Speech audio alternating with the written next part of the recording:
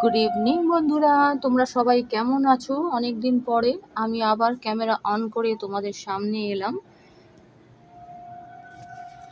কাজের মধ্যে খুবই ব্যস্ত ছিলাম, পূজা আর্চা সমস্ত কিছু তোমাদেরকে ছোট ছোট করে ব্লগ আমি শেয়ার করেছি। এই দেখো আমাদের বিল্ডিংয়ে আমার ব্যালকনির সামনে কি সুন্দর দেখতেই পাচ্ছ। এই দেখো নিচ থেকে একদিন তোমাদেরকে পুরোটা দেখাবো। পুরো বিল্ডিংটা লাইটে লাইট। সামনে কালী পুজো বলে প্রতিটা বাড়িতেই লাইট তোমরা দেখতেই পাচ্ছ। আশা করছি তোমরাও তোমাদের বাড়িতে এইভাবে সাজিয়ে তুলেছো দীপাবলির জন্য।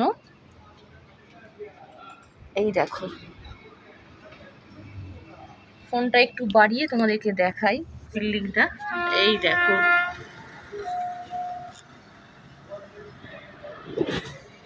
হালকা হালকা ঠান্ডা হাওয়া আসছে, বুঝতেই পারছি। এটা হচ্ছে উত্তর দিক থেকে হাওয়াটা দিচ্ছে। শীতের হাওয়া বলতে বড় শুরু হয়ে গেছে, কারণ এবারে বৃষ্টি হয়েছে। আশা করছি ঠান্ডাটাও ভালো পড়বে। এই দেখো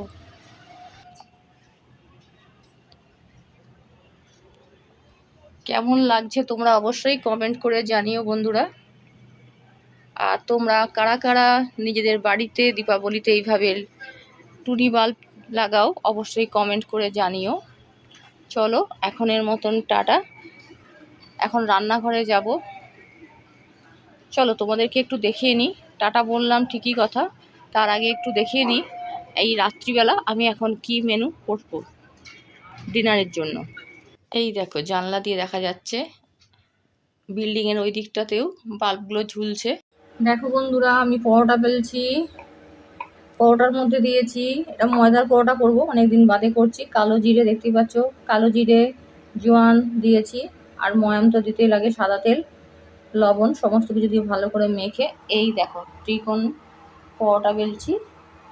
ডিম ভুজিয়ার সাথে আজকে রাত্রিবেলা ডিনার করব। আর ডিম ভুজিয়াটা করবে আমার বর, আমি করব না। চলো পরোটাগুলো বেলে নিই।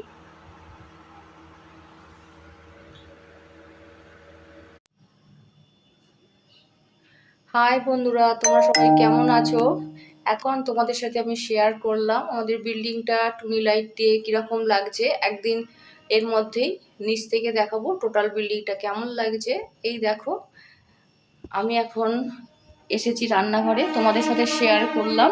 পরোটাগুলো ভেজে নিই, তারপর ডিম ভুজিয়া করব। আবার তোমাদের সাথে পরে দেখা করব অন্য কোনো ভিডিওতে। আজকের মতন গুড নাইট। চলো আমি রান্নাটা সেরে নিই। টাটা।